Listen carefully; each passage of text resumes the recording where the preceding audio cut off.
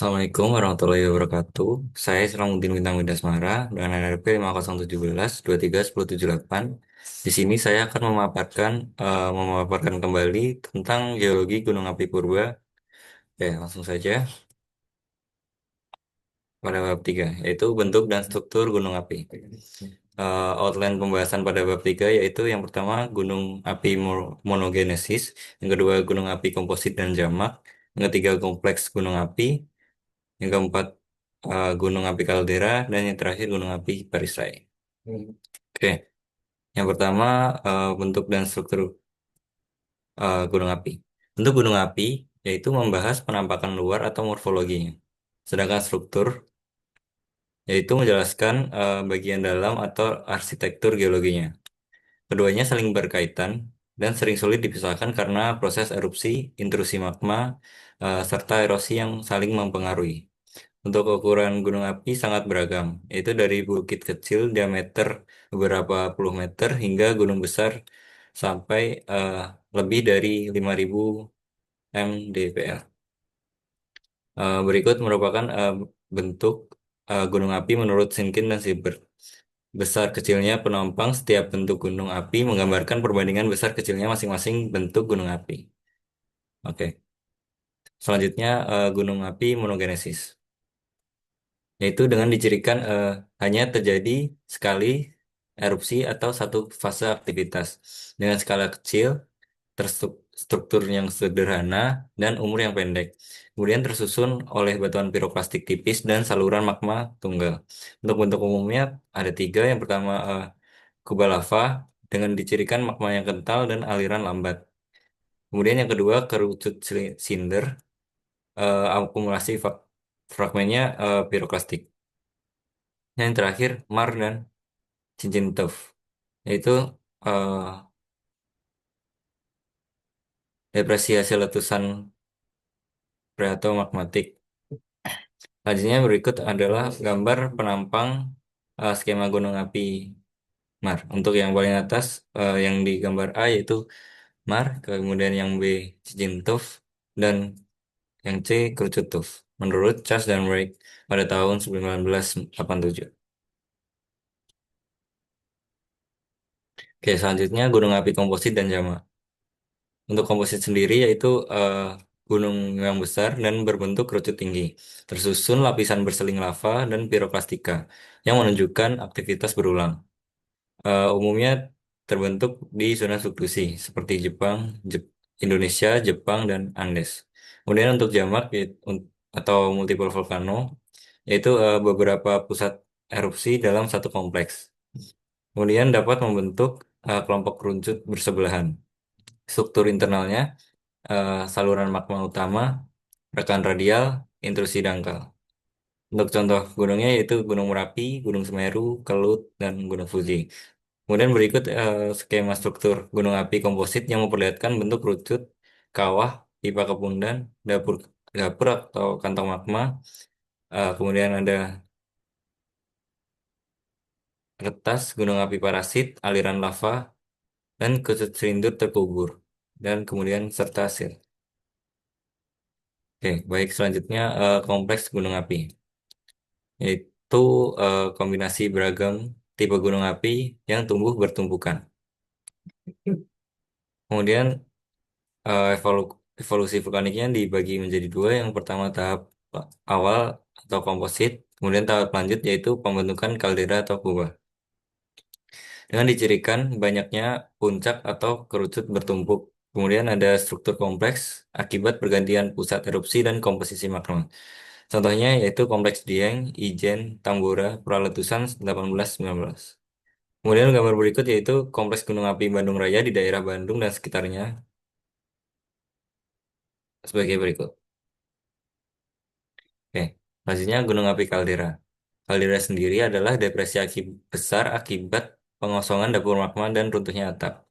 Tipe kaldera dibagi menjadi tiga. Yang pertama, kaldera letusan, yaitu hasil erupsi eksplosif yang sangat besar, melebihi VEI 6.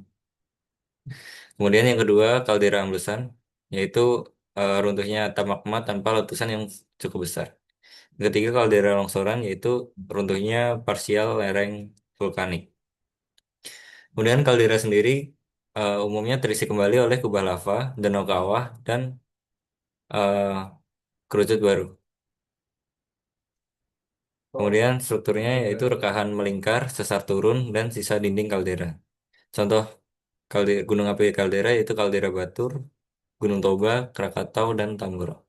Berikut merupakan contoh kaldera Tambora di Pulau Sumbawa, Nusa Tenggara Barat, yang terbentuk pada 1815 dengan diameter kaldera 9 km dan puncak tertingginya lebih 2.850 mdpl.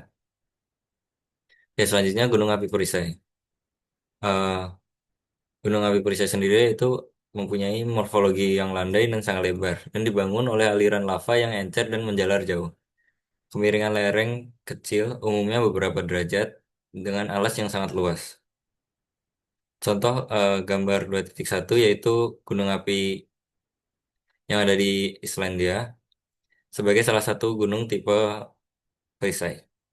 Kemudian gambar 3.22 yaitu perbandingan tiga perisai dengan pada skala berbeda menunjukkan variasi profil sesuai gaya erupsi dan volumetri.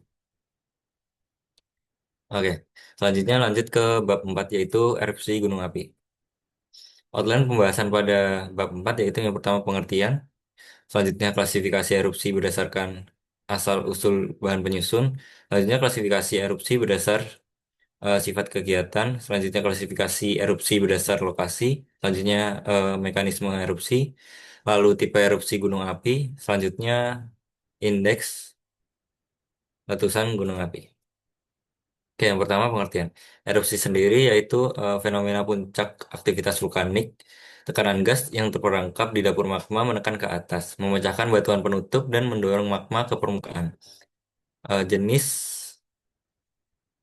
dan intensitas erupsi tergantung pada viskositas magma, kandungan gas, serta kedalaman dapur magma. Oke, selanjutnya klasifikasi berdasarkan asal-usul bahan penyusun. Dibagi menjadi tiga, yaitu yang pertama erupsi magmatik, yaitu bahan berasal langsung dari magma. Kemudian freatik itu eh, akibat pemanasan air tanah tanpa magma mencapai permukaan. Kemudian yang terakhir erupsi freatomagmatik yaitu interaksi langsung antara magma dengan air yang dapat menghasilkan ledakan yang sangat hebat. Untuk gambar di samping yaitu penampang erupsi magmatis dan erupsi freatik. Erupsi magmatik yang yaitu melibatkan magma langsung dari reservoir atau dapur magma sehingga material dapat dilontarkan keluar melalui lubang kepundan atau kawah gunung api yang menjadi bahan magma seperti itu. Lanjut klasifikasi berdasarkan sifat dan kegiatan dibagi juga menjadi tiga. Yang pertama erupsi efusif yaitu lava mengalir tenang membentuk perisai atau kubah. Kemudian yang kedua eksplosif yaitu letusan disertai lontaran abu, lapili, dan bom. Selanjutnya erupsi campuran yaitu kombinasi efusif dan eksplosif dalam satu siklus aktivitas. Untuk gambar yang di sebelah kiri yaitu merupakan kubah lava Gunung Merapi di utara kota Yogyakarta, Jawa Tengah. Kemudian untuk tengah dan kanan itu merupakan kubah lava Gunung Kelut yang dierupsikan secara elehan di dalam kawah. Gambar kiri dan tengah dilihat pada malam hari, sedangkan kanan siang hari. Oke, selanjutnya klasifikasi erupsi berdasarkan lokasi. Yang pertama erupsi pusat, yaitu apabila erupsi terjadi di kawah pusat dan biasanya terletak di puncak kerucut gunung utama. Selanjutnya erupsi lereng, yaitu bila erupsi terletak di lereng kerucut gunung api utama. Dalam hal ini, jika erupsi terjadi pada satu titik disebut erupsi terminal. Sedangkan kalau erupsi terjadi di beberapa titik yang membentuk kelurusan disebut erupsi celah atau erupsi linear. Kemudian yang terakhir erupsi ekstensis, yaitu bila letak erupsi di luar tubuh gunung utamanya. Erupsi ini dapat berada di kaki atau dataran di sekitar gunung utama. Untuk contoh gambarnya di sebagai berikut. Selanjutnya mekanisme erupsi. Mekanisme sendiri dikontrol oleh tekanan gas, vikositas magma, dan kekuatan batuan penutup. Untuk tahapannya dibagi menjadi tiga. Yang pertama kenaikan magma, selanjutnya pelepasan gas, lalu pelepasan material. Berikut merupakan mekanisme erupsi letusan menurut Pfister dan Smith. Baik, selanjutnya tipe erupsi gunung api. Tipe-tipenya sebagai berikut. Yang pertama Hawaiian, yaitu cirinya lavanya encer, ledakan lemah, dan aliran panjang. Selanjutnya Strombolian dengan letusan periodik ringan hingga sedang dengan lontaran bom vulkanik. Kemudian yang ketiga Vulkanian, yaitu dicirikan dengan letusan kuat dan kolom abu yang tinggi. Selanjutnya ada Pelian, yaitu kubah lava dan awan panas guguran. Selanjutnya Pinian, yaitu ledakan yang sangat besar hingga lebih dari 20 kilometer yang menghasilkan nimbrit dan kaldera. Selanjutnya ada Surveian, yaitu interaksi magma, interaksi air dan magma di laut dangkal yang menghasilkan cincin tuff. Kemudian yang terakhir ada Mar, yaitu letusan feromagmatik di darat dan membentuk danau cekung. Berikut merupakan tipe-tipe erupsi gunung api di dunia. Next, next. Oke, selanjutnya indeks letusan gunung api. Newhall dan Self, yaitu mengajukan cara menilai besarnya letusan gunung api dengan istilah indeks letusan gunung api atau Volcanic Explosivity Index yang diberi mulai dari 0 sampai dengan 8. Kemudian berikut merupakan tabel kriteria indeks letusan gunung api atau Explosivity Index menurut Newport dan Self. Kemudian untuk nilainya yaitu pada nilai 0 yaitu letusan efusif. Contohnya ada Kilauea. Kemudian 3 sampai 4 eksplosif sedang yaitu contohnya Gunung Merapi dan Galunggung. Kemudian 5 sampai 6 termasuk besar seperti contohnya Gunung Krakatau pada tahun 1883. Kemudian yang terakhir nilai 7 sampai 8 yaitu sangat besar contohnya pada Toba dan Tambora. Oke, next. Selanjutnya penjelasan pada bab 5 yaitu batuan gunung api. Outline pembahasannya yang pertama dasar-dasar penamaan batuan, kemudian pengertian batuan gunung api, penamaan batuan gunung api secara pemerian, penamaan batuan gunung api secara genesis, kemudian selanjutnya penamaan TAF, selanjutnya penamaan breksi gunung api. Oke, yang pertama dasar-dasar penamaan batuan. Penamaan batuan sendiri dilakukan dengan dua pendekatan. Yang pertama deskriptif atau pemerian. Pendekatan deskriptif bertujuan menggambarkan karakter fisik batuan apa adanya tanpa harus langsung mengaitkannya dengan proses pembentukannya. Digunakan sebagai tahap pertama identifikasi di lapangan maupun laboratorium. Kemudian yang genesis itu berdasarkan cara terbentuknya batuan tersebut. Kemudian tujuan utamanya itu memberikan nama yang mencerminkan asal, sifat fisik, dan proses pembentukannya. Oke, selanjutnya pengertian gunung api. Pengertian batuan gunung api itu batuan gunung api sendiri yaitu adalah batuan yang terbentuk langsung oleh aktivitas vulkanisme baik melalui erupsi efusif atau lava maupun erupsi eksplosif atau yang dinamakan piroklastik. Secara umum terbagi menjadi tiga. Yang pertama lava kohler, yaitu terbentuk dari magma yang mengalir keluar dan membeku di permukaan. Kemudian yang kedua batuan klastika gunung api, yaitu hasil letusan fragmental atau material yang dirombak dan diendapkan ulang. Kemudian campuran atau kompleks, yaitu kombinasi antara lava dan endapan piroklastik. Kemudian ada juga batuan vulkanik, yaitu rekaman langsung aktivitas gunung api, sehingga sangat penting dalam rekonstruksi sejarah geologi dan evolusi gunung api purba. Oke. Selanjutnya, penamaan gunung api secara pemerian. Untuk yang pertama yaitu lava koren. Lava koren sendiri disebut koheren karena terbentuknya dari massa cair magma yang homogen, yang mengalir keluar dari tubuh gunung api dan mengeras secara utuh atau kontinu, yang menjadikan batuan padat tanpa melalui fase fragmentasi. Ciri utama koheren ada tiga. Yang pertama tekstur masif, yaitu tidak berlapis, padat dan kompak. Kemudian struktur internal menunjukkan massa kristalin dan atau gelas vulkanik yang seragam. Selanjutnya umumnya bersifat avanitik atau butiran halus dan atau porfiritik, yaitu kristal besar terbenam dalam massa halus. Selanjutnya yang kedua ada struktur aliran atau flow structure, yaitu terbentuk akibat pergerakan plastis magma saat masih cair. Kemudian yang kedua, selanjutnya ditandai oleh orientasi mineral sejajar atau permukaan ropi pada lava Pahoe.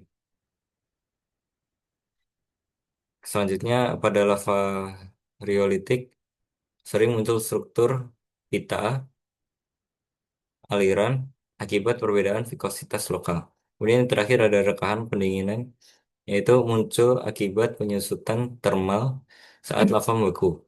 Kemudian menghasilkan bentuk kolom heksagonal seperti pada aliran basalt. Kemudian yang terakhir, orientasi kolom biasanya tegak lurus terhadap permukaan pendingin.